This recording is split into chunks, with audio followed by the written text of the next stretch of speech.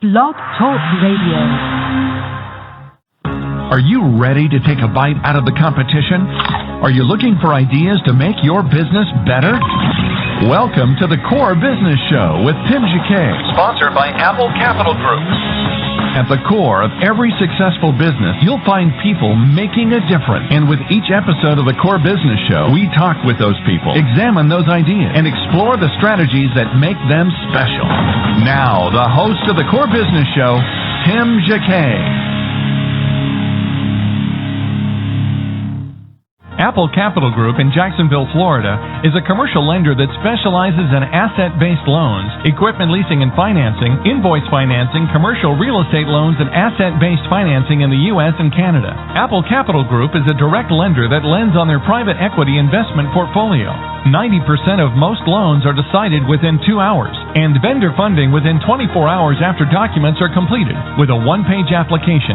No slow no's, just a quick decision and a fast yes. To get more information about lending from Apple Capital Group, call 866-611-7457. That's 866-611-7457 to speak with one of our loan specialists. Or visit us right now at applecapitalgroup.com. Well, thank you and for waiting for a second. What we're going to do is going to take another break and play a song from Blue Skies, and that's with Corpus Christi Choir in Corpus Christi. So let's take a break and listen to Blue Skies and be back with our guests.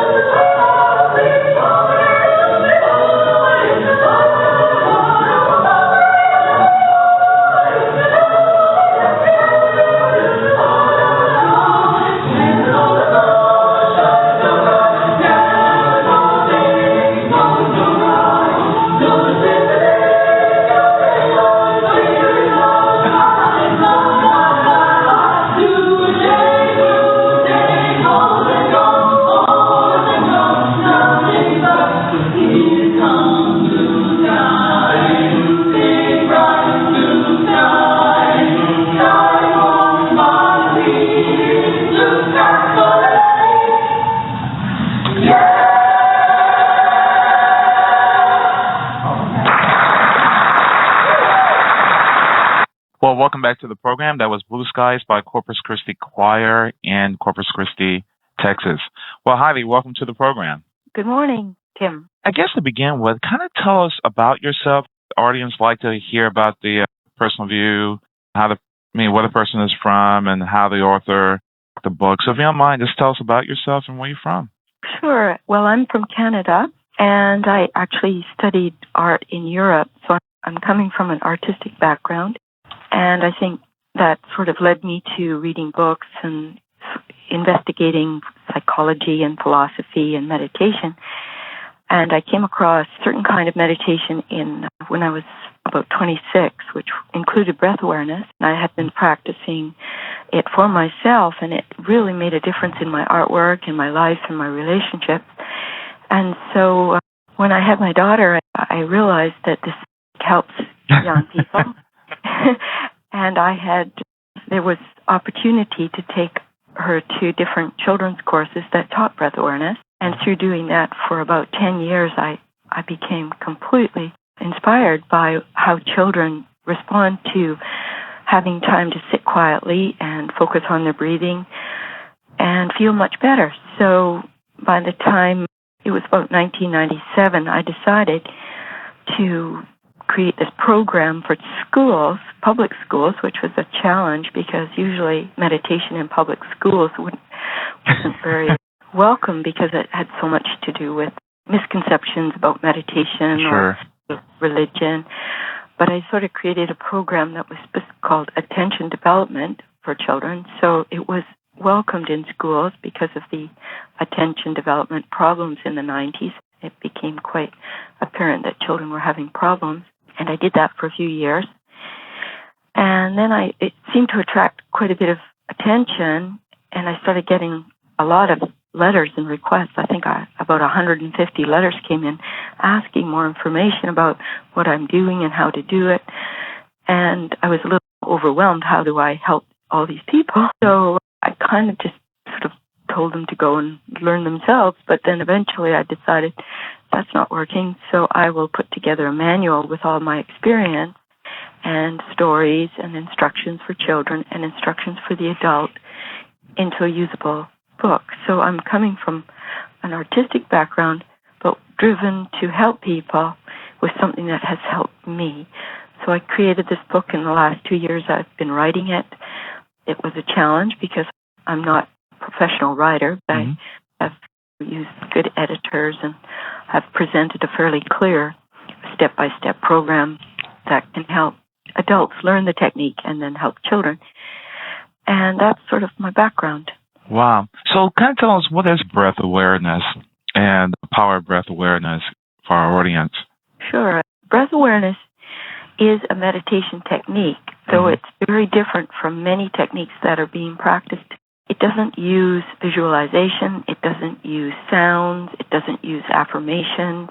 It actually uses nothing but being aware of your incoming and outgoing breath, and being aware not intellectually, but actually feeling the breath.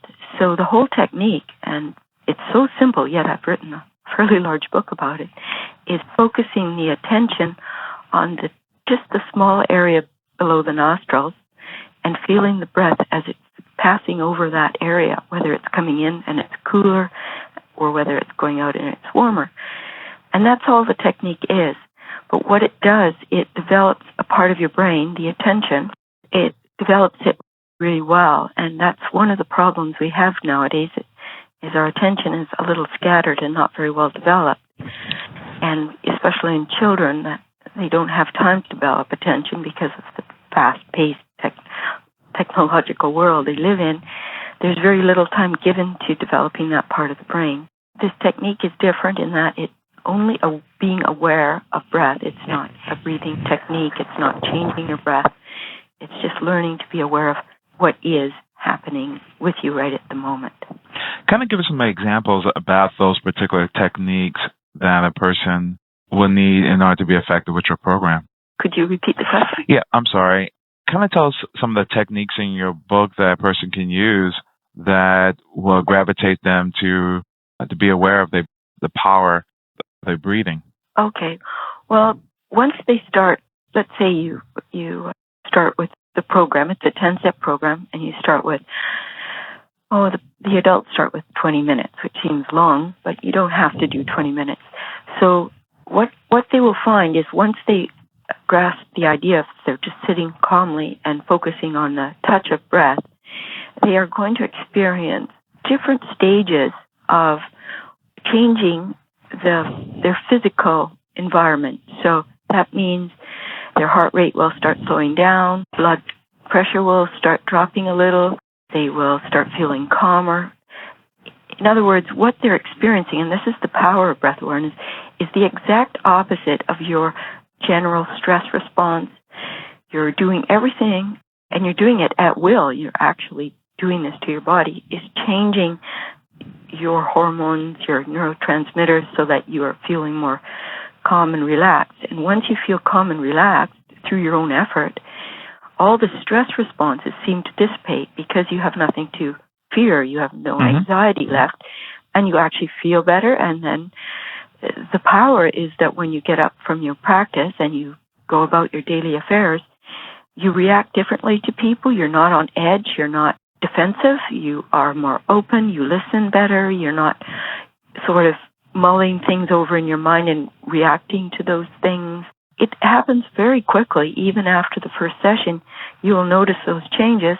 And of course, without stress, you will feel better, you'll be healthier, and all the other benefits from low stress will, that's the power, right? You feel Absolutely. You feel better. Well, what do you think within society? I think this post-industrial age is just, we're just too busy to go back to our roots and discover our own selves, the power of meditation, just calming ourselves down and have a quiet space. It's TV and radio and all these other things are just really distracting us to the point that we're just losing it.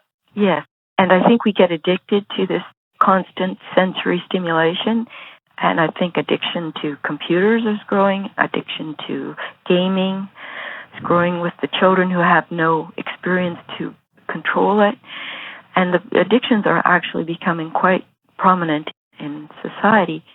And to sit and be calm is very difficult for people. They immediately feel all the stress that is built up. They feel uncomfortable. They don't know where to focus their attention because, what do I do now? It's all so quiet.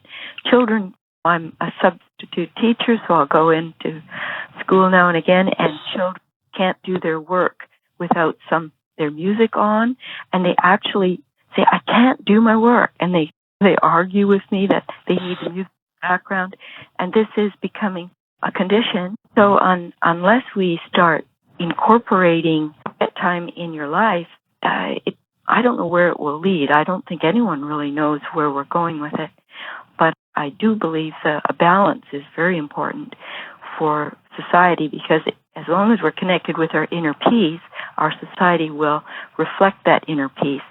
If we are not peaceful inside, our society will constantly be warring and fighting and manipulating and exploiting others. So I think peace begins within, and unless we establish it, we're going to live in an unpeaceful world, which is sad, but I think it's a fact. Okay.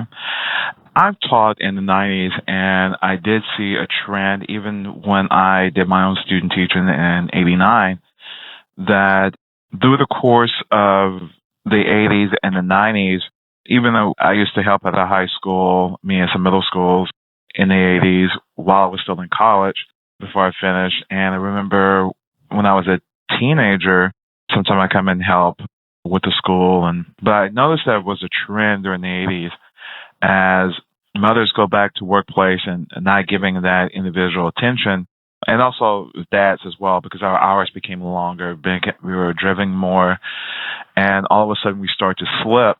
The kids they have to look at some other options because they didn't have that stimuli at home from their own parents.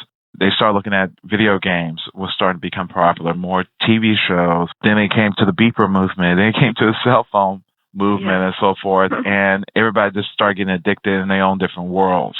It's amazing that something as simple as breath control can calm a person down and get them to refocus their lives and to find out really what's important to their own health.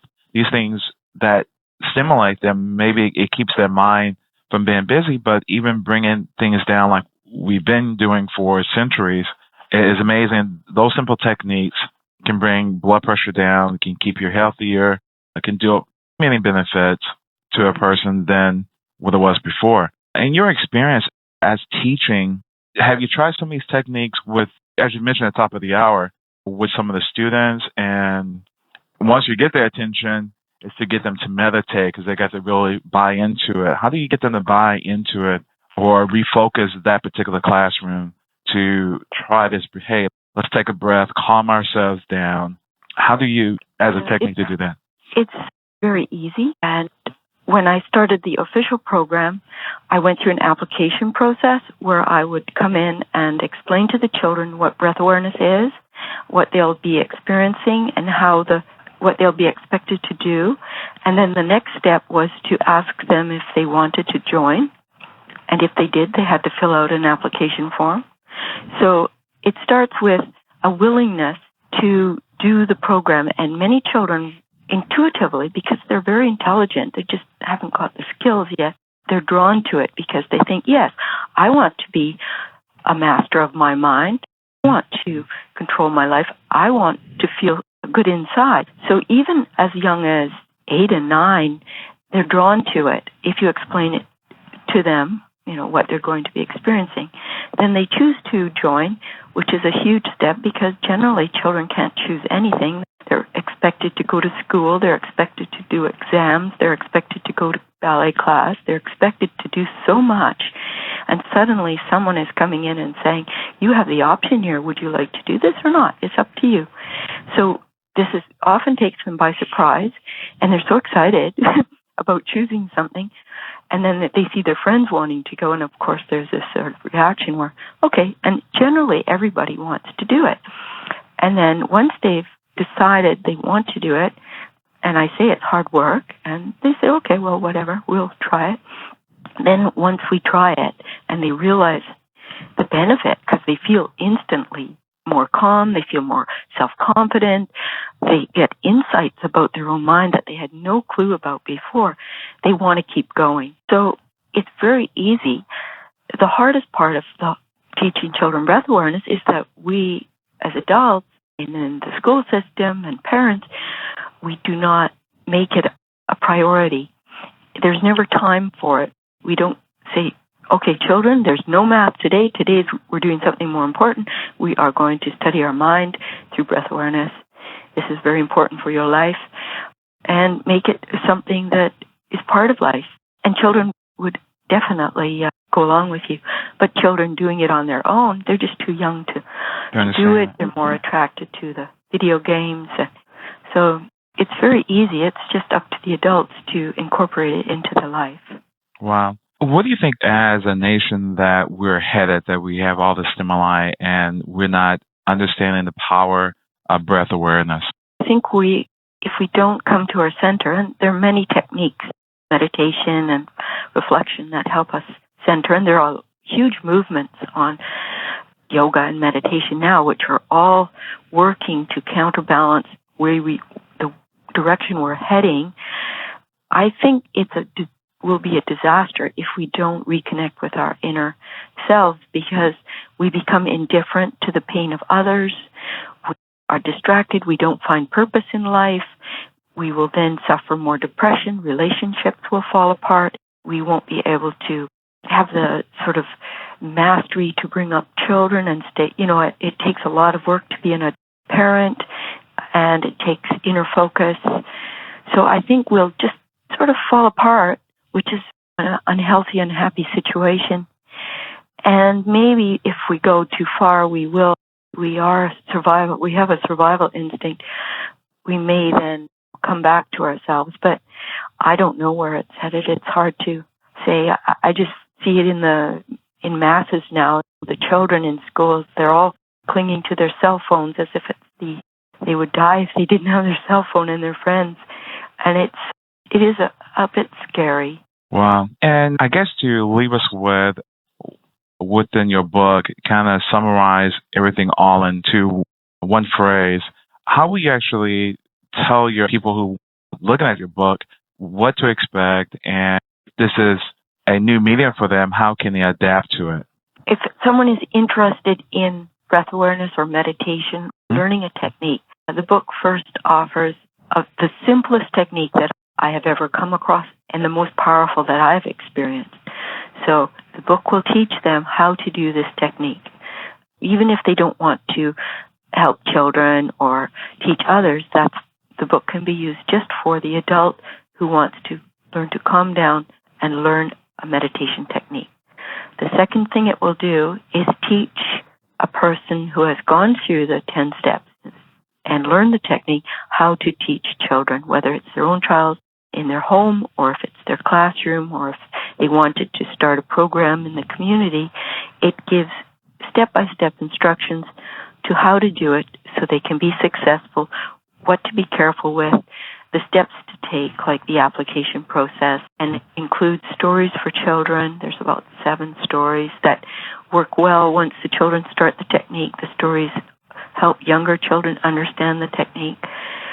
And then it also has a section with questions and answers so that if children are questioning the technique or questioning things, it gives you a guide. It's sort of a 2 or 3-in-1 book. It teaches you the technique, it teaches you how to teach the technique, and it gives a read aloud script for working with children, which is also a guide. So once you learn the technique, you won't need the script, but it's good to have something to just to make sure you're not misleading the children, because there's so many meditation techniques that you might start mixing one with the other and they won't be as effective. So the book really keeps you on track, teaches you the exact technique, and answers all your questions. And then at the end of the book, there's a research section, which I compiled broad, sort of general section which supports breath awareness, scientifically supports it. So this isn't sort of a fantasy thing, but many researchers are using breath awareness in their research studies, which is great because then you can, so if you do it for 6 weeks, they actually can measure your change in your gray matter and your drop in blood pressure and things like that. And so you have the backing, because if you do teach children, the parents are going to want to know where it's coming from, have supportive material, which if you go online keeps changing every day. They come up with new studies. Wow. So they do have independent studies, which we already, with meditation itself, everybody knows about the benefits of that, but they have actually studied breath control and just on breath control itself that they can kind of use as a reference if they need it. Yeah. And probably the word breath control is more for a breathing technique. This is breath awareness. Okay. Which is actually completely not controlling it. It's just observing how your breath is in the moment. That's a huge factor of this technique. So learning to be objective while things are going. If your breath is shallow, you're objectively observing it. You're not changing it.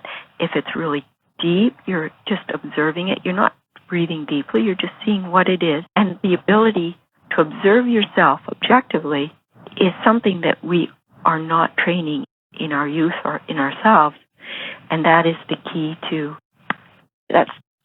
the power of breath awareness, is to learn to observe things as they are and not react to them.